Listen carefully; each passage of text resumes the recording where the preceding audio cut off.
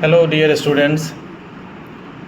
आज के इस वीडियो में मैं आपको कुछ पॉलिटिकल साइंस की बातें बताना चाहता हूँ। ये ख़ास तौर पे क्लास 12 के एनसीईआरटी का चैप्टर 5 है और इंडियन पॉलिटिक्स का बुक है। इसमें हमें देखना है कि कैसे नेहरू जी की डेथ के बाद नई पॉलिटिकल चैलेंज इंडिया में उभर कर आया और दूसरी चीज़ें ये भी देखना है इन सभी चैलेंज को कैसे पॉलिटिकली करेक्ट किया गया। इस चैप्टर का नाम है challenges to and restoration of the Congress system. सबसे पहला टॉपिक है चैलेंज ऑफ पॉलिटिकल सक्सीशन। इसमें दिया गया है कि मई के महीने में 1964 में first prime minister Pandit Jawaharlal Nehru की डेथ हो जाती है। तो उस समय में सबसे पहला क्वेश्चन ये उठता है कि पंडित नेहरू जी के बाद कांग्रेस पार्टी का कमान कौन संभालेगा। तो उसके लिए एक सज्जन के ऊपर सब विश्वास जताते हैं जिनका नाम था लाल बहादुर शास्त्री। लाल बहादुर शास्त्री का जन्म 1904 में हुआ था और 1966 में यानी 66 में इनकी डेथ हुई। 2 साल के लिए शास्त्री जी को प्रधानमंत्री बना दिया गया। 2 साल का जो शास्त्री जी का दौर था उसमें बड़ी कठिनाई की दौर थी। पहले तो पूरे देश में खाने की अनाजों की कमी पड़ गई थी। दूसरी तरफ ईयर 1965 में पाकिस्तान ने हमला कर दिया था और दोनों चैलेंज को शास्त्री जी ने बहुत अच्छे तरीके से डील किया और पाकिस्तान की हार भी हुई और उन्होंने एक स्लोगन भी दिया था जय जवान जय किसान का। लेकिन 66 में जब वह ताशकंद गए थे, ताशकंद जो आज के उज़्बेकिस्तान है, वहाँ पे संदिग्ध तरीके से उनकी मौत हो गई और उसके बाद फिर से पॉलिटिकल पार्टी में एक नया चैलेंज ये निकल के आया कि अब कौन बनेगा प्रधानमंत्री। तो इसमें 2 चेहरा निकल था, जिसमें पहला था मोरारजी देसाई का और दूसरा था आपको श्रीमती इंदिरा गांधी की। मोरारजी देसाई जो है वह उस समय में 2 प्रांत के चीफ मिनिस्टर रह चुके थे, गुजरात और महाराष्ट्र के, बड़े अनुभवी भी थे और सिंडिकेट जो पुराने पॉलिटिकल लीडर्स थे वो उनको समर्थन भी करता था और के कामराज खुद चाहते थे, जो कांग्रेस के अध्यक्ष थे, कि मोरारजी देसाई ही शास्त्री जी के बाद लीड करे। लेकिन इसमें एक नया चेहरा भी निकल के आया। वो चेहरा जो है वह श्रीमती इंदिरा गांधी है, जो पंडित जवाहरलाल नेहरू की एक इकलौती बेटी है और जिनको लोकसभा में सदन का नेता चुना गया बाद में और 2/3 बहुमत से उन्होंने अपनी जो है एलिजिबिलिटी भी पास कर ली।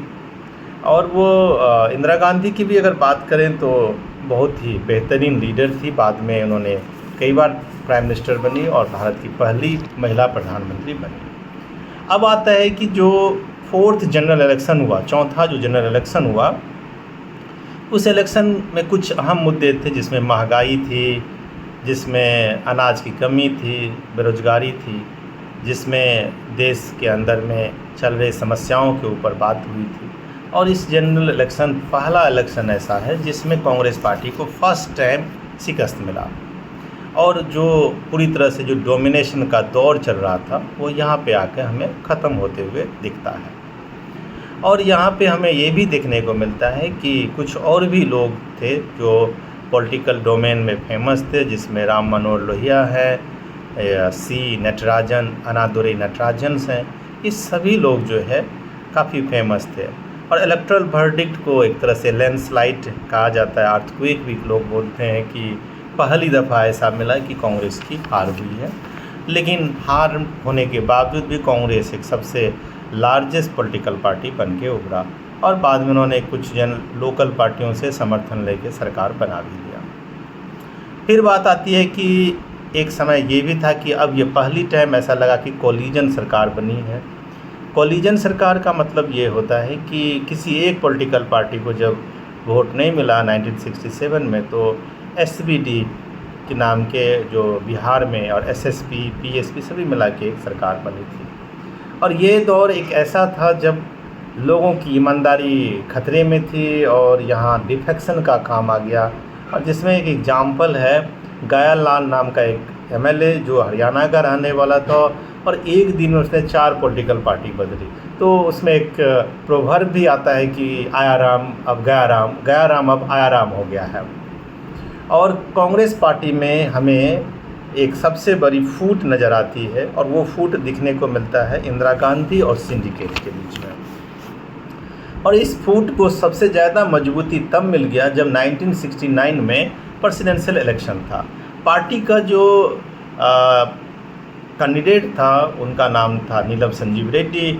दूसरी तरफ जो इंदिरा गांधी की कैंडिडेट थी वो वीवी गिरी। अब हुआ ये कि वीवी गिरी जीत गए और पार्टी की जो कैंडिडेट था वो ऑफिशियली हार गया।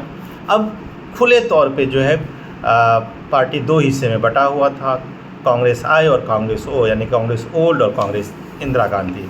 और इसमें हमें देखने को मिलता है कि 1961 का फिर एक इलेक्शन होता है। इस इलेक्शन में इंदिरा गांधी की काफ़ी बढ़त होती है, क्योंकि इसी टाइम में भारत और पाकिस्तान का जंग की बात भी हम देखते हैं। उसी टाइम में हम देखते हैं कि आउटकम जो है ये आया कि पहले नंबर पे भी इंदिरा गांधी, दूसरे नंबर पे भी इंदिरा गांधी और तीसरे नंबर पे भी इंदिरा गांधी, यानी कि इंदिरा गांधी ही इंदिरा गांधी। पूरी तरीके से इंदिरा गांधी की डोमिनेशंस जो है 67 के बाद इंडियन पॉलिटिक्स में देखने को मिला। और इंदिरा गांधी जो जितने भी पुराने पॉलिटिकल लीडर थे, सिंडिकेट थे, सबको एक एक करके साइड लाइन शुरू कर दी, और कांग्रेस पार्टी का पूरी तरीके से इन्होंने रिस्टोरेशन कर दिया। तो इस तरह से जो चैप्टर 5 है मेरे बच्चों, ये पूरी तरह से ख़त्म होता है। एक छोटा सा रिव्यू मैंने दिया। अगर आपको अच्छा लगे तो इस पर कमेंट करें और इधर लाइक भी करें। Thank you.